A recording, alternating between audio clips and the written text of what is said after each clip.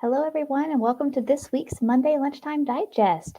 My name is Hayley, and unfortunately, Micah will not be joining us today. Hopefully, he'll be back next week. But we will have lots of opportunity to see Micah this week anyway, because tomorrow is our open house. And so, if you missed Micah this week on the Monday Lunch Digest, you can see him in person in the flesh tomorrow. And so, for those of all who don't know, this last month, Edmond Counseling Professional Development actually moved offices, and so you can join us tomorrow from 4 o'clock to 6 o'clock p.m. at our newest location. We are located at 1218 East 9th Street. And so if you have any questions or if you'd like to RSVP, send us a message at hello@edmondcounseling.com or text us at 405-440-3034. We'll be happy to have you guys join us for lots of networking and some mocktails and some fun. And so there's lots of other things going on with the Oklahoma Counseling Institute. We're very happy to announce that our winter workshop weekend lineup has been set. And so for those of you all who don't know, our winter workshop weekend is our largest live virtual event of the year. And so this year will take place December 5th, 6th, and 7th. And so throughout those 3 days, we'll have 18 hours of continuing education credit.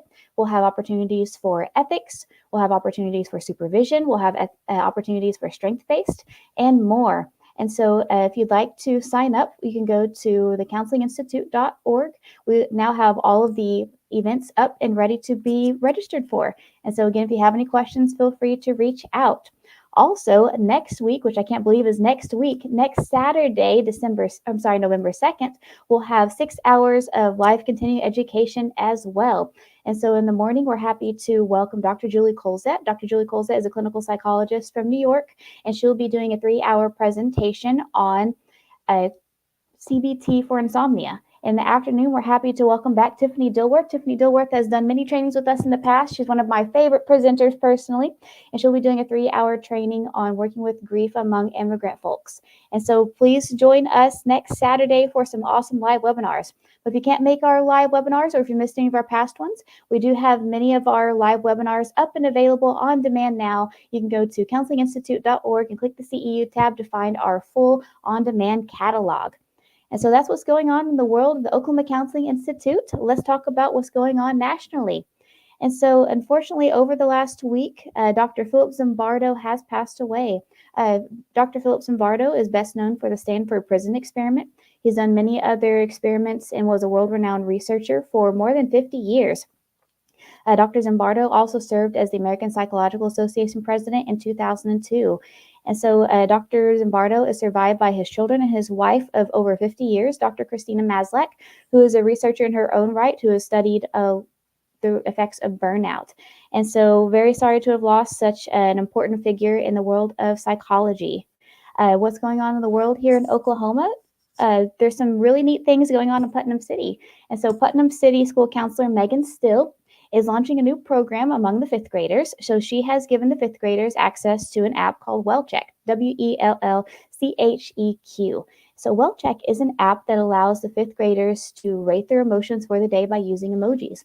And so kiddos don't have to spend a lot of time, identifying what feeling. They can just select the emoji that best fits how they're feeling. But on top of that, it also gives them access to be able to confidentially and quietly alert the counselor if they or their friends need help. And so if they're having a hard day, maybe they don't feel comfortable reaching out to a teacher or reaching out to the counselor themselves, then they can send a message to the school counselor via the app. They can also let the school counselor know if one of their friends might need a check-in too, if they're concerned about their friend's well-being. And so Counselor Megan Still says that they are testing this right now among the fifth graders, but if the pilot program goes well, then they might be using this with all of their kiddos. And so I think that that's pretty neat. As someone who's worked in the school setting, as a school counselor, that's where I did my internship at Deer Creek. Loved my program there.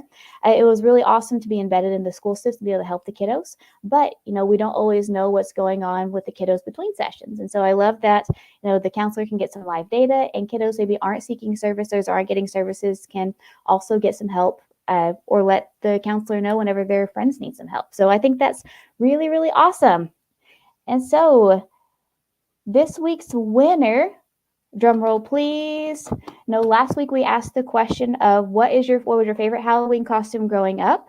And so we had quite a few people who commented and liked. And so this week's winner, I'm happy to announce, is our old friend Karen Pounds. Karen, we're very, very happy that you have started liking us, and we're very happy to have you part of the Oklahoma Counseling Institute. I got to see Karen a few times this summer at some of our live events, and I'm happy that you're the winner. Karen, I'm not sure what you won this week. Mike hasn't told me what gift cards he has to give out, but you'll be getting another $10 gift card. And so if you would like to be like Miss Karen and you'd like to be entered into a chance to win next week's drawing, you can do one or all three of three things. You can like this post, you can share this post, and you can comment on this post. Every time you do one of those three things, not only do you help us grow and help us be seen, you help us to feed the algorithm, help us pop up in others' feeds, but you also get entered into a chance to win next week's drawing. And so if you'd like to win next week, what I'd like you to do, like I said, is like this post, share this post, or answer this week's question. This week's question is, what is your favorite Halloween treat? And so I know one of my favorite Halloween treats has always been popcorn balls. Growing up, on Halloween, we'd always go over to my great-grandmother's house, and Great-Grandma Gertie would be making popcorn balls to give away to the neighborhood kids, as well as give away to her grandkids and great-grandkids. She had a house full. And so every Halloween, I like to make popcorn balls. I don't give them out to the neighborhood kids. Those are all for me and my spouse. I love my popcorn balls, but the neighborhood kids do get full-size candy bars on Halloween night, so they don't miss out. And so tell me in the comments, what is your favorite Halloween treat? And again, every time you like, share, or comment, not only do you help us grow, but you can get entered into a chance to win next week's contest. And so thank you all so much for watching today, and we'll hopefully see you next week.